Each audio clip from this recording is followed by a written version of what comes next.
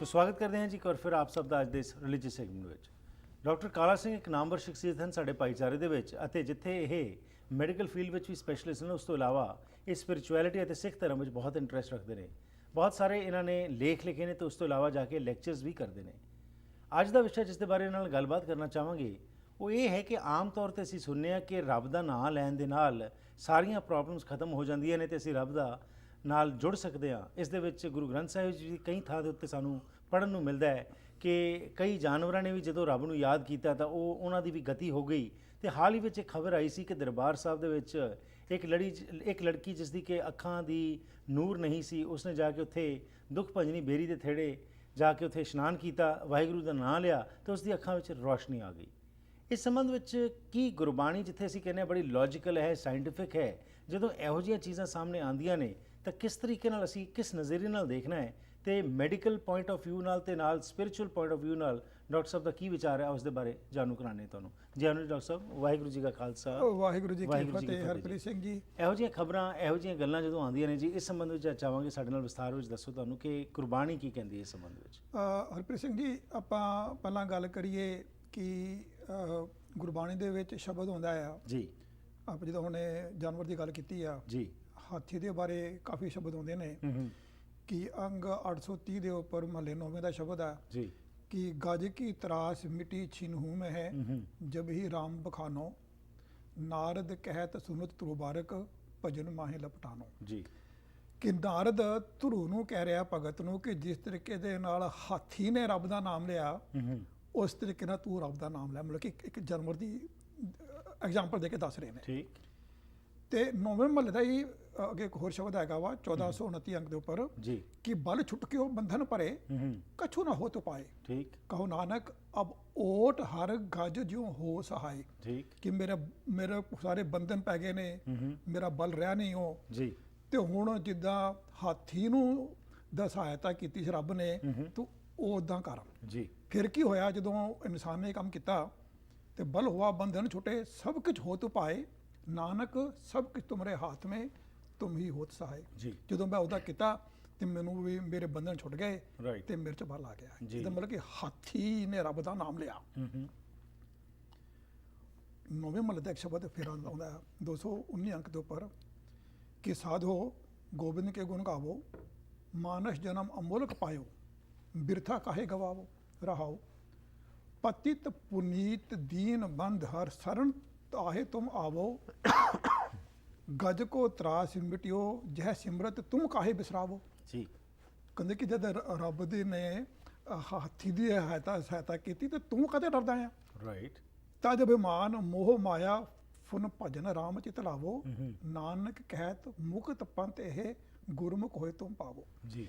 ਇਹਦਾ ਮਤਲਬ ਇਹ ਹੋਇਆ ਕਿ ਜੋ ਸਾਨੂੰ ਗੁਰਬਾਣੀ ਕਹਿੰਦੀ ਹੈ ਕਿ 84 ਲੱਖ ਜੂਨ ਵਿੱਚ ਉੱਤਮ ਜਨਮ ਸੋ ਮਾਨਸ ਦੇਹੀ। ਰਾਈਟ। ਇੱਥੇ ਮੈਂ ਇੱਕ ਕਲੀਅਰੈਂਸ ਕਰ ਦੇਵਾਂ ਕਿ ਇਹ ਗੁਰੂ ਨਾਨਕ ਨਹੀਂ ਮੰਨਦੇ ਇਸ ਨੂੰ ਕਿ 84 ਲੱਖ ਜੂਨਾਂ ਨੇ। ਇਹ ਤਾਂ ਉਹਨਾਂ ਨੇ ਜੋ ਉਸ ਵਕਤ ਜਿਹੜੀ ਪ੍ਰਚਲਿਤ ਜਿਹੜੀ ਚੀਜ਼ ਸੀਗੀ ਉਸ ਨੂੰ ਸਮਝਾਉਣ ਦੀ ਕੋਸ਼ਿਸ਼ ਕੀਤੀ ਕਹਿ ਕੇ। ਕੋਈ ਗੁਰੂ ਨਾਨਕ ਤੇ ਇਹ ਮੰਨਦੇ ਨੇ ਕਿ ਰਾਤੀ ਰੋਤੀ ਥਿੱਤੀ ਵਾਰ ਪਵਨ ਪਾਣੀ ਅਗਨੀ ਪਤਾਲ, ਤੀਸੀ ਵਿੱਚ ਧਰਤੀ ਥਾਪ ਰੱਖੀ ਧਰਮਸਾਲ, ਤੀਸੀ ਵਿੱਚ ਜੀ ਜੁਗਤ ਕੇ ਰੰਗ ਤਿਨਕੇ ਨਾਮ ਅਨੇਕ ਅਨੰਤ। ਅਨੇਕ ਅਨੰਤ। ਉੱਥੇ ਅਨੇਕ ਅਨੰਤ ਕਿਹਾ ਵਾ, ਉਹਨਾਂ 84 ਲੱਖ ਨੇ ਕਿਹਾ, ਪਰ ਇਸ ਗੱਲ ਸਮਝਾਉਣ ਦੇ ਉਸ ਲਈ ਜਿਹਦੀ ਪ੍ਰਚਲਿਤ ਸੀਗੀ।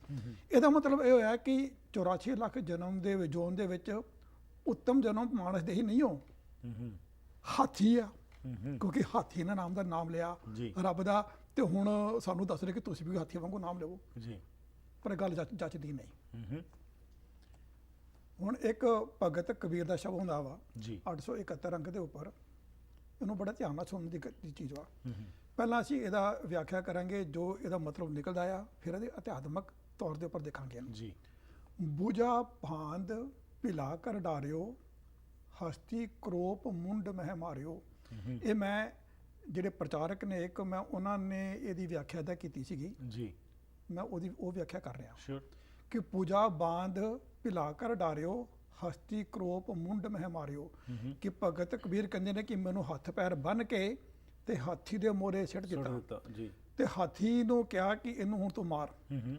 ਹਸਤ ਭਾਗ ਕਹਿ ਚੀਸਾ ਮਾਰੇ, ਇਆਂ ਮੂਰਤ ਕਹਿ ਹੋਂ ਬਲਿਹਾਰੇ ਜੀ। ਹੁਣ ਉਹ ਹਾਥੀ ਮੇਰੇ ਵੱਲ ਆਉਂਦਾ ਵਾ ਚੀਕਾਂ ਮਾਰ ਮਾਰ ਕੇ, ਪਰ ਮੈਂ ਜਿਹੜਾ ਵਾਂ ਇੱਕ ਰੱਬ ਦੀ ਮੂਰਤ ਵਾਂ ਬਣ ਕੇ ਬੈਠਾ ਹੋਇਆ ਵਾਂ। ਜੀ ਆਹ ਮੇਰੇ ਠਾਕੁਰ ਤੁਮਰਾ ਜੋਰ ਕਾਜੀ ਬਕਬੋ ਹਸਤੀ ਤੋਰ ਰਹਾਓ।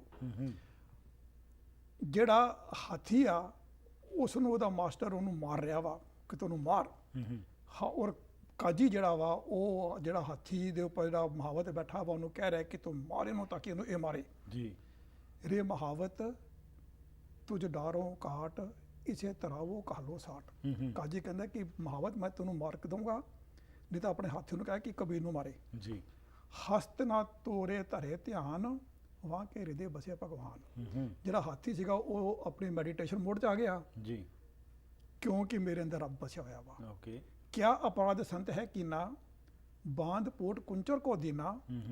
ਕੁੰਚਰ ਪੋਟ ਲੈ ਲੈ ਨਮਸਕਾਰੇ ਜੀ ਬੂਝੀ ਨਾਹੀ ਕਾਜੀ ਅੰਧਿਆਰੇ। ਵੀ ਜਿਹੜਾ ਹਾਥੀ ਸੀਗਾ ਉਹ ਮੈਨੂੰ ਨਮਸਕਾਰ ਕਰਨ ਲੱਗ ਪਿਆ, ਜੀ ਪਰ ਇਹ ਕਾਜੀ ਦੇ ਗੱਲ 'ਚ ਸਮਝ ਨਹੀਂ ਆਈ ਕਿ ਹਾਥੀ ਮੈਨੂੰ ਕਿਉਂ ਨਮਸਕਾਰ ਕਰਦਾ ਪਿਆ ਵੇ, ਮੇਰੇ ਅੰਦਰ ਤਾਂ ਰੱਬ ਵਾ। ਠੀਕ 3 ਵਾਰ ਪਤੀਆ ਭਰ ਲੀਨਾ। ਕਹਿੰਦਾ 3 ਵਾਰੀ ਉਹਨੇ ਕਿਹਾ ਹਾਥੀ ਨੂੰ ਮਾਰਨ ਵਾਸਤੇ ਮੈਨੂੰ ਮਨ ਕਠੋਰ ਅਜਹੁ ਨਾ ਪਤੀਨਾ। ਜਿਹੜਾ ਕਾਜੀ ਦਾ ਮਨ ਸੀ ਹਾਲੇ ਤੱਕ ਨਹੀਂ ਪਛਿਜਿਆ। ਜੀ ਕਹਿ ਕਬੀਰ ਹਮਰਾ ਗੋਬਿੰਦ ਚੌਥੇ ਪਦ ਮਹਿ ਜਨ ਕੀ ਜਿੰਦ। ਜੀ ਹੁਣ ਗੱਲ ਇਹ ਤੇ ਸਮਝਦੀ ਹੈ ਕਿ ਰੱਬ ਨੇ ਹਾਥੀ ਨੂੰ ਤਾਂ ਸਮਝਾ ਦਿੱਤਾ ਕਿ ਕਬੀਰ ਨੂੰ ਨਾ ਮਾਰੀ, ਪਰ ਉਹ ਕਾਜ਼ੀ ਨੂੰ ਨਹੀਂ ਸਮਝਿਆ। ਕਾਜੀ ਨੂੰ ਨਹੀਂ ਸਮਝਾ ਸਕੇ। ਰਾਈਟ ਗੱਲ ਕੁਝ ਬਣਦੀ ਨਹੀਂ ਹਨਾ। ਜੀ ਇਹਨੂੰ ਹੁਣ ਸਮਝਣ ਦੇ ਵਾਸਤੇ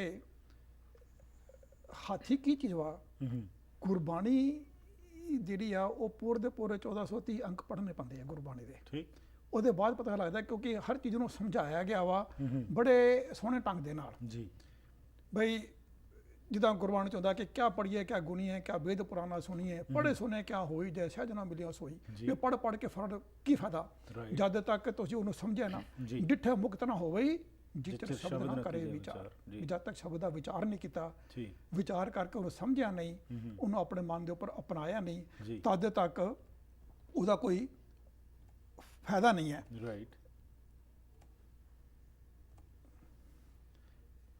ਅੰਗ 1384 ਪਰ ਹੁੰਦਾ ਆ, ਜੀ ਮੈਂ ਜਾਣਿਆ ਵੱਡ ਹੰਸ ਹੈ ਤਾਂ ਮੈਂ ਕੀਤਾ ਸੰਗ।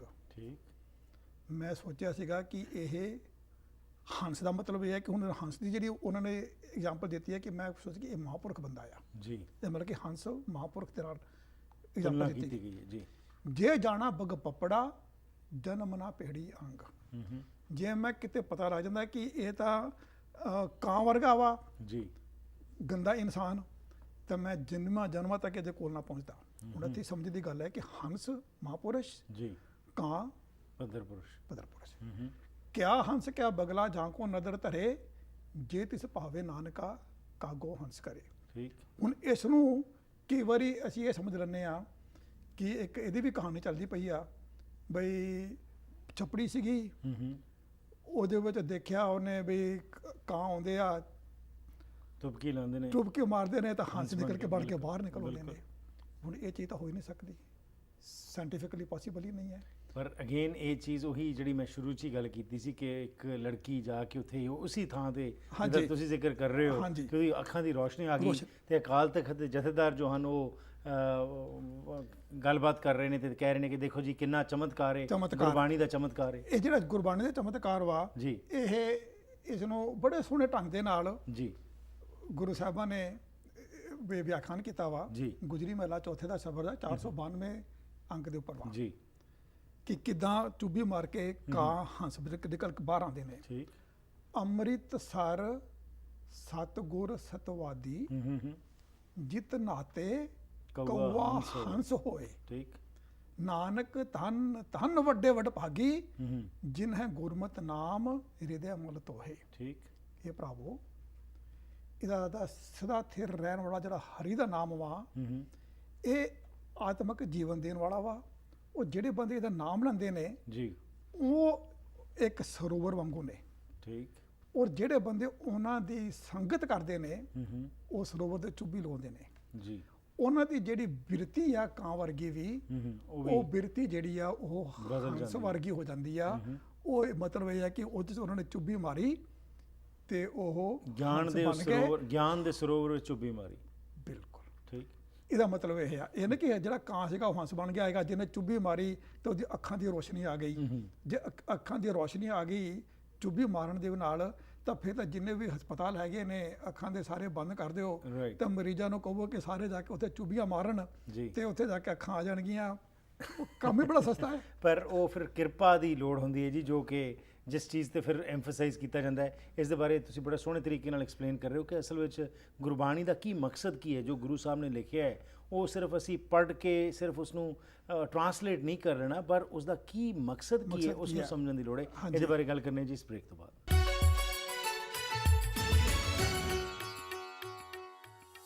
ਡਾਕਟਰ ਕਾਲਾ ਸਿੰਘ ਜੀ ਸਾਡੇ ਨਾਲ ਅੱਜ ਸਾਂਝ ਪਾ ਰਹੇ ਨੇ ਕਿ ਗੁਰਬਾਣੀ ਦੇ ਵਿੱਚ ਜੋ ਕੁਝ ਲਿਖਿਆ ਗਿਆ ਉਸ ਨੂੰ ਕਿਸ ਤਰੀਕੇ ਨਾਲ ਗੁਰੂ ਸਾਹਿਬ ਦੇ ਸਿਧਾਂਤ ਨਾਲ ਜੋੜ ਕੇ ਅਸੀਂ ਸਮਝਣਾ ਹੈ, ਨਾ ਕਿ ਸਿਰਫ ਉਸ ਦਾ ਅਰਥ ਕਰਕੇ ਅਸੀਂ ਸਮਝਣਾ ਹੈ ਕਿ ਗੁਰੂ ਸਾਹਿਬ ਜਾਨਵਰਾਂ ਨੂੰ ਕਹਿ ਰਹੇ ਨੇ ਕਿ ਜੀ ਤੁਹਾਡੇ ਉੱਤੇ ਕਿਰਪਾ ਹੋ ਗਈ, ਤੁਸੀਂ ਮੇਰਾ ਨਾਂ ਲਿਆ, ਇਸ ਕਰਕੇ ਤੁਹਾਨੂੰ ਮੈਂ ਬਖਸ਼ ਦਿੱਤਾ।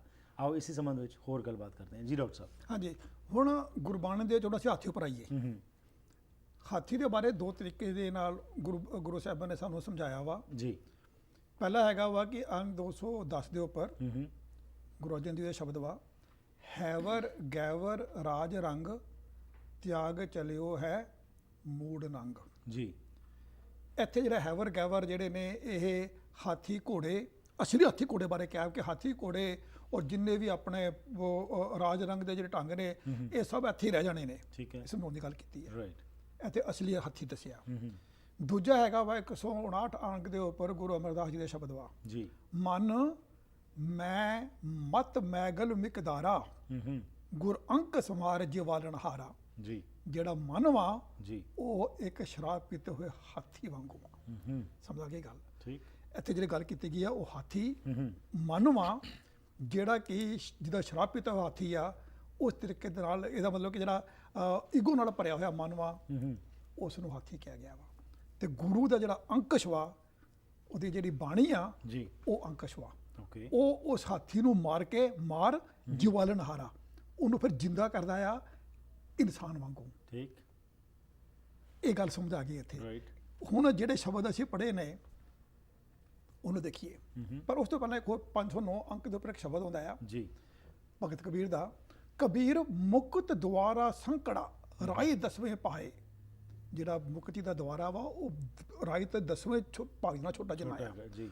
ਮਨ ਤੋਂ ਮੈਗਲ ਹੋਏ ਰਹਾ ਨਿਕਸਿਓ ਕਿਉਂ ਕਰ ਜਾਏ। ਮੇਰਾ ਮਨ ਵਾ ਉਹ ਤਾਂ ਹਾਥੀ ਵਾਂਗੂ ਵੱਡਾ ਆ। ਰਾਈਟ। ਤੇ ਉਹਦੇ ਵਿੱਚੋਂ ਕਿੱਦਾਂ ਨਿਕਲੂਗਾ? ਐਸਾ ਸਤਿਗੁਰ ਜੇ ਮਿਲੇ ਤੁਠਾ ਕਰੇ ਪਸਾਓ, ਮੁਕਤ ਦੁਆਰਾ ਮੋਕਲਾ ਸਹਿਜੇ ਆਵੋ ਜਾਓ। ਕਿ ਮੈਨੂੰ ਕੋਈ ਐਸਾ ਸਤਿਗੁਰੂ ਮਿਲ ਜਾਵੇ, ਕਿਰਪਾ ਕਰੇ ਤੇ ਮੇਰਾ ਜਿਹੜਾ ਮਨ ਵਾ ਉਸ ਦੇ ਵਿੱਚੋਂ ਆਰਾਮ ਨਾਲ ਆ ਜਾ ਸਕੇਗਾ। ਠੀਕ। ਹੁਣ ਉਹਨਾਂ ਨੇ ਇਹਨੇ ਦੱਸਿਆ ਵੀ ਕਿੱਦਾਂ। ਰਾਈਟ। ਇਸ ਨੂੰ ਫਿਰ ਗੁਰੂ ਅਮਰਦਾਸ ਨੇ ਇਹਦੀ ਵਿਆਖਿਆ ਕੀਤੀ ਆ। ਜੀ। ਨਾਨਕ ਮੁਕਤ ਦੁਆਰਾ ਅਤਨਿਕਾ ਨਾਨਾ ਹੋਏ ਸੋ ਜਾਏ, ਹਉਮੈ ਮਨ ਅਸਥੂਲ ਹੈ ਕਿਉਂ ਕਰ ਵਿੱਚ ਦੇ ਜਾਏ।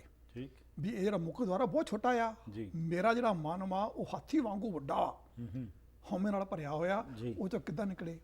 ਸਤਿਗੁਰ ਮਿਲੀਏ ਹਉਮੈ ਗਈ। ਠੀਕ। ਉਹਨਾਂ ਨੇ ਜੋ ਮੈਨੂੰ ਸਿੱਖਿਆ ਦਿੱਤੀ ਜੀ। ਉਹਦੇ ਨਾਲ ਮੇਰੀ ਹਉਮੈ ਚਲੀ ਗਈ। ਹਉਮੈ ਗਈ ਜੋ ਤਰ੍ਹਾਂ ਸਭ ਆਏ, ਇਹ ਜੀਉ ਸਦਾ ਮੁਕਤ ਹੈ ਸਹਿਜੇ ਰਿਆ ਸਮਾਏ। ਜੀ। ਉਹਦੇ ਨਾਲ ਜਦੋਂ ਹਉਮੈ ਖਤਮ ਹੋ ਗਈ ਤਾਂ ਫਿਰ ਮੈਂ ਮੁਕਤੀ ਦੁਆਰੇ ਤੋਂ ਆਰਾਮ ਦੇ ਨਾਲ ਆ ਜਾ ਸਕਦਾ ਵਾਂ। ਠੀਕ। ਹੁਣ ਇੱਥੇ ਸਮਝ ਆ ਗਈ ਕਿ ਜਿਹੜਾ ਹਾਥੀ ਆ ਉਸ ਨੂੰ ਸ਼ਰਾਬ ਵੀ ਪੀਤੇ ਮਨ ਦੇ ਜਿਹੜਾ ਇਗੋ ਨਾਲ ਭਰੇ ਹੋਏ ਮਨ ਦੇ ਦੀ ਸਿੰਬਲੀ ਦਿੱਤੀ ਗਈ ਆ। ਠੀਕ। ਭਗਤ ਕਬੀਰ ਹੀ ਕਹਿੰਦੇ ਨੇ ਅੱਗੇ, ਹਰ ਹੈ ਖਾਣ ਰੇਤ ਮੈਂ ਬਿਕਰੀ, ਜੀ। ਹਾਥੀ ਚੁਣੀ ਨਾ ਜਾਏ। ਕਹਿ ਕਬੀਰ ਗੁਰ ਭਲੀ ਬੁਝਾਈ, ਚੀਂਟੀ ਹੋਏ ਕੇ ਖਾਏ। ਵੀ ਆਪਣੇ ਮਨ ਨੂੰ ਛੋਟਾ ਕਰ, ਜੀ। ਗਰੀਬੀ ਵਿੱਚ ਲੈ ਕੇ ਆ ਤਾਂ ਤੂੰ ਇਹ ਕੰਮ ਕਰ ਸਕਦਾ ਵਾ, ਉੱਦਾਂ ਨਹੀਂ। ਹੁਣ ਸਾਨੂੰ ਸਮਝ ਆ ਗਈ ਆ ਕਿ ਜਿਹੜਾ ਹਾਥੀ ਆ ਉਹ ਸਾਡਾ ਮਨ ਵਾ। ਜੀ। ਆਓ ਹੁਣ ਇਸ ਨੂੰ ਜਿਹੜਾ ਚਿੱਕੜ ਵਾ ਉਹਨੂੰ ਦੇਖੀਏ। ਹੁਣ ਚਿੱਕੜ ਕੀ ਚੀਜ਼ ਵਾ? ਚਿੱਕੜ ਵਾ ਕਿ ਤਿਤ ਸਰਵਰੜੈ ਭਾਈ ਲੈ ਨਿਵਾਸਾ, ਪਾਣੀ ਪਾਵਕ ਤਨਹਿ ਕੀਆ, ਜੀ। ਪੰਕਜ ਮੋਹ ਪਗਨੇ ਚਾਲੇ ਹਮ ਦੇਖਾਂ ਤਹਿ ਡੋਬੀ ਅਲੇ। ਠੀਕ। ਇਹ ਜਿਹੜਾ ਭਿਆਨਕ ਸਰੋਵਰ ਹੈ ਤ੍ਰਿਸ਼ਨਾ ਦਾ ਸਰੋਵਰ, ਜੀ। ਜਿਹੜੀ ਇਹ ਇੱਕ ਚਿੱਕੜ ਵਾਂਗੂ ਆ। ਠੀਕ। ਇਹਦੇ ਵਿੱਚੋਂ ਮੈਂ ਕਿੱਦਾਂ ਨਿਕਲਾਂ? ਜਿਹੜਾ ਕਿ ਮੋਹ ਦਾ ਚਿੱਕੜ ਵਾ, ਤ੍ਰਿਸ਼ਨਾ ਦਾ ਚਿੱਕੜ ਵਾ, ਮੈਂ ਵਿੱਚ ਫਸਿਆ ਪਿਆ ਵਾਂ, ਮੇਰੇ ਪੈਰ ਚੱਲ ਨਹੀਂ ਸਕਦੇ। ਜੀ। ਮੈਂ ਕਿੱਦਾਂ ਇਸ ਤ੍ਰਿਸ਼ਨਾ ਵਾਕੀ ਅੱਗ ਦੇ ਚਿੱਕੜ ਚੋਂ ਕਿੱਦਾਂ ਮੈਂ ਬਾਹਰ ਨਿਕਲਾਂ। ਜਦੋਂ ਮੈਂ ਜਿਹੜੇ ਚਿੱਕੜ ਦੀ ਗੱਲ ਕੀਤੀ ਗਈ ਹੈ, ਜੇ ਤੇ ਉਹ ਫਸਿਆ ਹੋਇਆ ਵਾ ਹਾਥੀ, ਉਹ ਮੋਹ ਮਾਇਆ ਦੀ ਅੱਗ ਵਾ, ਠੀਕ, ਮੋਹ ਮਾਇਆ ਦਾ ਚਿੱਕੜ ਵਾ। ਔਰ ਕਈ ਕਹਿੰਦੇ ਨੇ ਕਿ ਤੇਂਦੂਏ ਨੇ ਫੜ ਲਿਆ ਸੀਗਾ ਹਾਥੀ ਨੂੰ, ਤੇ ਉਹਦਾ ਤੇਂਦੂਆ ਵਾ ਉਹ ਕਾਮ ਕ੍ਰੋਧ ਲੋਭ ਮੋਹ ਹੰਕਾਰ ਨੂੰ ਤੁਸੀਂ ਸਮਝ ਲਵੋ, ਜਿਹਨੂੰ ਮਰਜ਼ੀ ਜਿੱਦਾਂ ਮਰਜ਼ੀ ਸਮਝ ਲਵੋ ਇਸ ਨੂੰ, ਹਨਾ। ਹੁਣ ਆ ਗਿਆ ਸ਼ਬਦ ਉੱਪਰ ਆ ਗਏ 830 अंक वाला जी। गज की तरास मिटी छिन हूँ मैं जब ही राम बखानो, नारद कहत सुनो तुर बारक ਭਜਨ ਵਾਹੇ ਲਪਟਾਨੋ। ਠੀਕ, ਕਿ ਜਿੱਦਾਂ ਮੇਰਾ ਮਨ ਹਉਮੈ ਦੇ ਨਾਲ ਭਰਿਆ ਹੋਇਆ ਸੀਗਾ ਤੇ ਛੁੱਟ ਨਹੀਂ ਸੀ ਰਿਹਾ ਜੀ, ਤੇ ਜਿੱਦਾਂ ਮੈਂ ਆਪਣੇ ਮਨ ਨੂੰ ਗਰੀਬੀ ਚ ਲੈ ਕੇ ਆਇਆ, ਜਿਸ ਤਰੀਕੇ ਨਾਲ ਉਸ ਤਰੀਕੇ ਦੇ ਨਾਲ ਨਾਰਦ ਧਰੂ ਨੂੰ ਕਹਿ ਰਿਹਾ ਕਿ ਤੂੰ ਵੀ ਗਰੀਬੀ ਵਿੱਚ ਰਹਿ। ਠੀਕ, बल छुट के वो बंधन पड़े, कछु ना हो तो पाए, कहो नानक अब ओट हर गज ज्यों हो सहाय। ठीक, भी मैं बंधना च फसिया होया वा, काम क्रोध लोभ मोह हंकार दे बंधना च फसिया होया वा। ਇਹਨੂੰ ਤੁਸੀਂ ਤੇਂਦੂਆ ਕਹਿ ਦਿਓ, ਤੋਂਦੂਏ ਦੇ ਵਿੱਚ ਫਸਿਆ ਹੋਇਆ ਵਾ, ਮੇਰੇ ਚ ਬਲ ਨਹੀਂ ਰਿਹਾ ਕਿਉਂਕਿ ਮੈਂ ਫਸਿਆ ਹੋਇਆ ਵਾ ਜੀ। ਹੁਣ ਮੇਰਾ ਛੁਟਕਾਰਾ ਕਿੱਦਾਂ ਹੋਵੇ? ਕਹੋ ਨਾਨਕ ਅਬ ਓਟ ਹਰ ਗਜ ਜਿਉਂ ਹੋ ਸਹਾਏ। ਜਿਸ ਤਰੀਕੇ ਨਾਲ ਮਨ ਜਿਹੜਾ ਸੀਗਾ ਹਉਮੈ ਨਾਲ ਭਰਿਆ ਹੋਇਆ ਮਨ ਨੂੰ ਗਰੀਬੀ ਨਾਲ ਲਿਆ ਕੇ ਨੀਵਾਂ ਕੀਤਾ ਔਰ ਉਹਦੇ ਬੰਧਨ ਛੁੱਟ ਗਏ, ਉਸ ਤਰੀਕੇ ਦੇ ਨਾਲ ਆਪਣੇ ਆਪ ਨੂੰ ਇਹਨਾਂ ਬੰਧਨਾਂ ਤੋਂ ਛੁਟਕਾਓ। ਠੀਕ, ਜਦੋਂ ਇਹ ਹੋ ਗਿਆ, ਬਲ ਹੋਆ ਬੰਧਨ ਛੁੱਟੇ, ਮੇਰੇ ਚ ਬਲ ਆ ਗਿਆ, ਮੈਂ ਬੰਧਨ ਤੋੜ ਦਿੱਤੇ। ਰਾਈਟ, ਇਸ ਨੂੰ ਕਿਹਾ ਗਿਆ ਵਾ ਕਿ ਸੋਰਾ ਸੋ ਪਹਿਚਾਨੀਏ ਜੋ ਨਰੇ ਦਿਨ ਕੇ ਹੇਤ, ਪੁਰਜਾ ਪੁਰਜਾ ਕੱਟ ਮਰੇ ਕਬੂ ਨਾ ਛਾੜੇ ਖੇਤ। ਮੈਂ ਇਦਾਂ ਦਾ ਸੋਰਾ ਹੋ ਗਿਆ ਕਿ ਮੈਂ ਜਿੰਨੇ ਵੀ ਬੰਧਨ ਸੀਗੇ ਇਹਨਾਂ ਸਾਰਿਆਂ ਨੂੰ ਕੱਟ ਦਿੱਤਾ। ਰਾਈਟ, ਉਹਦੇ ਵਿੱਚ ਵੀ ਕਿਹਾ ਕਿ ਨਾਨਕ ਸਭ ਕੁਝ ਤੁਮਰੇ ਹੱਥ ਮੇ, ਤੁਮ ਹੀ ਹੋ ਸਹਾय। ਜੀ। गौड़ी मेला नवा हूँ उस शब्द पर आइए कि साधो गोविंद के गुण गाओ, मानस जन्म अमोलक पायो बिरथा काहे गवाओ जी। रहाओ। पतित पुनीत दीन बंद हर शरण ताहे तुम आवो, गज को त्रास मिटियो जय सिमरत तुम काहे बिसरावो। हुण गज दी त्रास किदां मिटी आ? तज अभिमान मोह माया जी, फुन भजन राम चित लावो। तुसीं पहला अपना अभिमान छड्डो, ਮੋਹ ਮਾਇਆ ਛੱਡੋ। ਮੋਹ ਮਾਇਆ ਦਾ ਜਿਹੜਾ ਦਲਦਲ ਵਾ ਉਹ ਛੱਡੀ, ਅਭਿਮਾਨ ਛੱਡਿਆ, ਜਿਹੜਾ ਮਨ ਮੈਗਲ ਸੀਗਾ ਉਹ ਗਰੀਬੀ ਚ ਆ ਗਿਆ, ਰਾਮ ਨਾਮ ਚਿਤ ਆ ਗਿਆ। ਨਾਨਕ ਕਹਿਤ ਮੁਕਤ ਪੰਥ ਇਹ ਗੁਰਮੁਖ ਹੋਏ ਤੁਮ ਪਾਵੋ। ਇਹੀ ਹੈ। ਹੁਣ ਇਹ ਗੱਲ ਸਮਝ ਆ ਰਹੀ ਆ ਕਿ ਹੁਣ ਜਿਹੜਾ ਭਗਤ ਕਬੀਰ ਦਾ ਸ਼ਬਦ ਸੀਗਾ ਜੀ, ਬੁਝਾ ਭਾਂਦ ਪਿਲਾ ਕਰ ਡਾਰਿਓ, ਹਸਤੀ ਕਰੋਪ ਮੁੰਡ ਮਹਿ ਮਾਰਿਓ। ਵੀ ਮੈਂ ਆਪਣੀਆਂ ਇੰਦਰੀਆਂ ਨੂੰ ਵਸ ਕਰਕੇ ਜਿਹੜਾ ਕਿ ਹੱਥ ਪੈਰ ਬੰਨ੍ਹ ਕੇ ਮੈਨੂੰ ਉਹਦੇ ਮੋਹਰੇ ਛੱਡ ਦਿੱਤਾ। ਉਹਨੂੰ ਕਿ ਮੈਂ ਆਪਣੇ ਇੰਦਰੀਆਂ ਨੂੰ ਬੰਨਿਆ ਹੋਇਆ ਵਾ ਆਪਣੇ ਆਪ ਨੂੰ, ਔਰ ਮੈਨੂੰ ਐਸਾ ਮਨ ਜਿਹੜਾ ਕਿ ਹੰਕਾਰ ਦੇ ਨਾਲ ਭਰਿਆ ਹੋਇਆ ਵਾ, ਮੈਨੂੰ ਉਹਦੇ ਮੋਹਰੇ ਛੱਡ ਦਿੱਤਾ। ਠੀਕ, ਟਾਕਰਾ ਹੋ ਰਿਹਾ ਵਾ। ਇੱਕ ਪਾਸੇ ਮਨ ਵਾ ਜਿਹੜਾ ਹੰਕਾਰ ਨਾਲ ਭਰਿਆ ਹੋਇਆ ਵਾ, ਇੱਕ ਪਾਸੇ ਭਗਤ ਕਬੀਰ ਹੈ ਜਿਹਨਾਂ ਨੇ ਆਪਣੇ ਇੰਦਰੀਆਂ ਨੂੰ ਬੰਨਿਆ ਹੋਇਆ ਵਾ ਜੀ, ਔਰ ਗਰੀਬੀ ਦੀ ਮੂਰਤੀ ਨੇ, ਦੋਨਾਂ ਦਾ ਟੱਕਰਾ ਹੋ ਰਿਹਾ ਵਾ। ਠੀਕ, ਹਸਤੀ ਭਾਗ ਕੈ ਚੀਸਾ ਮਾਰੇ। ਹੁਣ ਜਿਹੜਾ ਹਾਥੀ ਆ, ਮਨ ਭਰਿਆ ਮਨ ਜਿਹੜਾ ਵਾ ਉਹ ਹਉਮੈ ਚ ਭਰਿਆ ਹੋਇਆ, ਜਦੋਂ ਗੁੱਸਾ ਆਉਂਦਾ ਆ ਉਦੋਂ ਫਿਰ ਬੰਦਾ ਮਾਰਦਾ ਇੱਕ ਦੂਜੇ ਨੂੰ, ਜਦੋਂ ਗੁੱਸਾ ਆਉਂਦਾ ਵਾ ਉਹ ਹਾਲਤ ਆ, ਉਹ ਚੀਸਾ ਮਾਰਦਾ ਪਿਆ ਵਾ। ਇਆਂ ਮੂਰਤ ਕਿਆ ਹੂੰ ਬਲਿਹਾਰੇ, ਮੈਂ ਤਾਂ ਗਰੀਬੀ ਦੀ ਮੂਰਤ ਵਾਂ ਤੇ ਮੋਰੇ ਮੋਰੇ ਉਹਦੇ ਚੀਸਾਂ ਕੁਛ ਨਹੀਂ ਕੰਮ ਕਰ ਰਹੀਆਂ। ਆਹ ਮੇਰੇ ਠਾਕੁਰ ਤੁਮਰਾ ਜੋਰ ਜੀ, ਕਾਜੀ ਬਕਬੋ ਹਸਤੀ ਤੋਰ ਰਹਾਓ। ਵੀ ਇੱਕ ਪਾਸੇ ਜਿਹੜਾ ਕਾਜੀ ਆ ਉਹ ਈਗੋ ਨਾਲ ਭਰਿਆ ਹੋਇਆ ਮਨ, ਉਹਦਾ ਹਉਮੈ ਚ ਭਰਿਆ ਹੋਇਆ, ਇੱਕ ਪਾਸੇ ਉਹ ਆ ਤੇ ਇੱਕ ਪਾਸੇ ਰੱਬ ਮੈਂ ਤੇਰੀ ਮੂਰਤ ਗਰੀਬੀ ਆ। ਰੇ ਮਹਾਵਤ ਤੁਝ ਡਾਰੂ ਕਾਟ, ਇਸੇ ਤਰ੍ਹਾਂ ਉਹ ਕਾਲੋ ਸਾਟ, ਹਸਤ ਨਾ ਤੋਰੇ ਧਰੇ ਧਿਆਨ, ਵਾਹ ਕੇ ਹਿਰਦੇ ਬਸੇ ਭਗਵਾਨ। ਵੀ ਮੇਰੇ ਅੰਦਰ ਤਾਂ ਗਰੀਬੀ ਆ, ਮੈਂ ਰੱਬ ਦੀ ਮੂਰਤ ਵਾਂ ਤੇ ਹਸਤੀ ਜਿਹੜਾ ਵਾ ਮਨ ਜਿਹੜਾ ਮੇਰਾ ਕੁਛ ਨਹੀਂ ਕਿਹਾ, कुछ नहीं बिगाड़ सकिया। क्या अपराध संत है कीना, बांध पोट कुंचर को दीना, कुंचर पोट लै लै नमस्कारे, बूझी नहीं काजी अंधियारे जी। हुण जिहड़ा सीगा मन हौमे वाला वो कुछ नहीं मेरा कर सकिया, ठीक, वो खुद नीवा हो गया। पर यह गल काजी नूं समझ नहीं आई जी। 3 बार पतिया पर लीना, हुण 3 बार किहड़ी चीज़ वा इहनूं देखदे आ। मन कठोर अजूना पतीना, कह कबीर हमरा गोविंद, चौथे पद मैं जन की जिंद। चौथा पद की आ जी, ते 3 बार की आ। इनू असीं देखते हैं मांझ वाला तीजा 117 अंग दे उपर, अंतर रतन मिलै मिलाया, त्रिविध मनसा त्रिविध माया, गुरजोगुण तमोगुण ਸਤਿਗੁਰ ਸਤੋਗੁਣ। 3 ਵਾਰ ਜਿਹੜਾ ਮੈਨੂੰ ਮਾਰਿਆ ਉਹ ਹਾਥੀ ਨੂੰ ਕਿਹਾ ਕਿ ਉਹਦਾ ਮਤਲਬ ਇਹ ਆ ਕਿ ਮੈਨੂੰ ਮਾਇਆ ਦੇ 3 ਗੁਣਾਂ ਦੇ ਨਾਲ ਰਜੋਗੁਣ ਤਮੋਗੁਣ ਸਤੋਗੁਣ ਦੇ ਨਾਲ ਮੈਨੂੰ ਉਹਨੇ ਦਬਾਉਣ ਦੀ ਕੋਸ਼ਿਸ਼ ਕੀਤੀ, ਰਾਈਟ ਪਰ ਮੈਂ ਦਬਿਆ ਨਹੀਂ ਦਬਿਆ। ਨਹੀਂ ਉਹਦੇ ਬਾਅਦ ਕਹਿ ਕਬੀਰ ਹਮਾਰਾ ਗੋਬਿੰਦ ਚੌਥੇ ਪਦ ਮੇ ਜਨ ਕੀ ਜਿੰਦ। ਹੁਣ ਚੌਥਾ ਪਦ ਕੀ ਆ? ਅੰਤਰ ਰਤਨ ਮਿਲੈ ਮਿਲਾਇਆ त्रिविध मनसा त्रिविध माया पढ़ पढ़ पंडित मुनि थके चौथे पद की सारना जान लिया पतो चौथे पद की सारना पा ਬਣਿਆ। ਰਾਈਟ ਜਦੋਂ ਬੰਦਾ ਇਹ 3 ਗੁਣਾਂ ਦੇ ਵਿੱਚੋਂ ਮਾਇਆ ਦੇ ਤੋਂ ਉੱਪਰ ਉੱਠ ਜਾਂਦਾ ਵਾ ਜੀ ਉਹ ਚੌਥਾ ਪਦ ਵਾ, ਠੀਕ ਉਹਦੇ ਵਿੱਚ ਬੰਦੇ ਦੀ ਮੁਕਤੀ ਆ। ਤੇ ਇਹ ਜਿਹੜਾ ਚੌਥਾ ਪਦ ਵਾ ਇਸ ਚੀਜ਼ ਨੂੰ ਦੱਸਿਆ ਉਹਨੇ ਕਿ ਕਹਿ ਕਬੀਰ ਹਮਾਰਾ ਗੋਬਿੰਦ ਚੌਥੇ ਪਦ ਮੈਂ ਜਨ ਕੀ ਜਿੰਦ। ਠੀਕ ਜਿਹੜਾ ਇਹ ਸਾਰਾ ਸ਼ਬਦ ਵਾ ਇਹ ਇਸ ਤਰੀਕੇ ਦੇ ਨਾਲ ਇਹ ਤੁਹਾਨੂੰ ਪਤਾ ਲੱਗਦਾ ਹੈ ਕਿ ਰੱਬ ਨੇ ਹਾਥੀ ਨੂੰ ਨਹੀਂ, ਹਾਥੀ ਨੇ ਰੱਬ ਦਾ ਨਾਮ ਨਹੀਂ ਲਿਆ, ਜੀ ਮਨ ਜਿਹੜਾ ਹੰਕਾਰ ਨਾਲ ਭਰਿਆ ਹੋਇਆ ਸੀਗਾ ਉਹਨੇ ਗਿਆਨ ਲੈ ਕੇ ਉਹ ਗਰੀਬ ਬਣਿਆ ਰਾਈਟ। ਤਾਂ ਉਹ ਤਰਿਆ। ਸੋ ਹਾਥੀ ਦਾ ਜਿਹੜਾ ਜ਼ਿਕਰ ਆਇਆ ਜਾਂ ਕਾਂ ਦਾ ਜਿਹੜੇ ਜਾਨਵਰ ਦਾ ਹੈ ਉਹ ਇੱਕ ਸੰਕੇਤ ਹੈਗਾ ਉਸ ਨੂੰ, ਜਿਸ ਤਰ੍ਹਾਂ ਹਾਥੀ ਦਾ ਹੈਗਾ ਹੰਕਾਰ ਦਾ ਮਸਤਿਆ ਹੋਇਆ, ਇਸੇ ਕਰਕੇ ਜਿਸ ਤਰ੍ਹਾਂ ਮਨ ਹੈਗਾ ਉਹ ਗੁਰੂ ਸਾਹਿਬ ਨੇ ਹਾਥੀ ਦਾ ਜ਼ਿਕਰ ਕਰਕੇ ਮਨ ਨੂੰ ਸੰਬੋਧਨ ਹੋ ਕੇ ਕਿਹਾ, ਨਾ ਕਿ ਹਾਥੀ ਨੂੰ ਕਿਹਾ ਕਿ ਬਈ ਤੇਰੀ ਤੂੰ ਵਾਹਿਗੁਰੂ ਦਾ ਨਾਮ ਲੈ, ਮੇਰਾ ਨਾਮ ਲੈ ਤੇ ਤੇਰਾ ਮੈਂ ਪਾਰ ਉਤਾਰਾ। ਇਹ ਮਨ ਨੂੰ ਗੁਰਬਾਣੀ ਜਿਹੜੀ ਹੈਗੀ ਹੈ ਕਿਸੇ ਜਾਨਵਰ ਨੂੰ ਨਹੀਂ ਇਹ ਸੰਬੋਧਿਤ, ਇਹ ਤਾਂ ਮਨ ਨੂੰ ਇਨਸਾਨ ਨੂੰ ਕਰ ਰਿਹਾ। ਹਾਂਜੀ।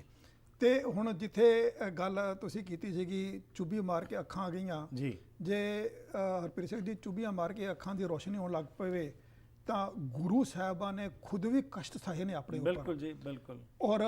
ਸਾਡੀ ਸਾਡੀ ਹਿਸਟਰੀ ਭਰੀ ਪਈ ਆ ਨਾ ਚੀਜ਼ਾਂ ਦੇ ਨਾਲ।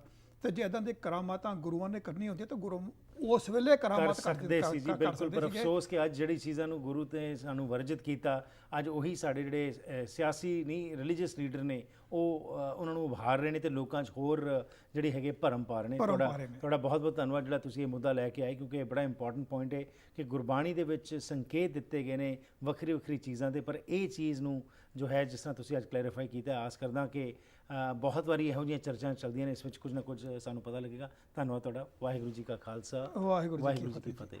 ਸੋ ਇਸ ਦੇ ਨਾਲ ਹੀ ਕਰਦੇ ਹਾਂ ਜੀ ਅੱਜ ਦੇ ਇਸ ਪ੍ਰੋਗਰਾਮ ਦੀ ਸਮਾਪਤੀ। ਫੀਡਬੈਕ ਲਈ 604 603 7555 ਜਾਂ ਫਿਰ ਈਮੇਲ ਰਾਹੀਂ ਸੰਪਰਕ ਕਰੋ harpreetsingh@gmail.com। ਇਹ ਸਾਰੇ ਪ੍ਰੋਗਰਾਮਸ ਤੁਸੀਂ youtube.com/harpreetsingh ਤੇ ਵੀ ਜਾ ਕੇ ਬਾਅਦ ਵਿੱਚ ਵੀ ਦੇਖ ਸਕਦੇ ਹੋ ਜੇਕਰ ਤੁਸੀਂ ਟੈਲੀਵਿਜ਼ਨ ਤੇ ਨਹੀਂ ਦੇਖ ਸਕੇ, ਤੇ ਨਾਲ ਹੀ ਫੇਸਬੁੱਕ ਅਤੇ ਟਵਿੱਟਰ ਦੇ ਉੱਤੇ ਵੀ ਸਾਡੇ ਨਾਲ ਸੰਬੰਧ ਬਣਾ ਸਕਦੇ ਹੋ। ਲੈਣਾ ਆ ਗਿਆ ਜੀ, ਫਿਰ ਮੁਲਾਕਾਤ ਕਰਾਂਗੇ, ਤਦ ਤੱਕ ਗੁੱਡ ਬਾਏ।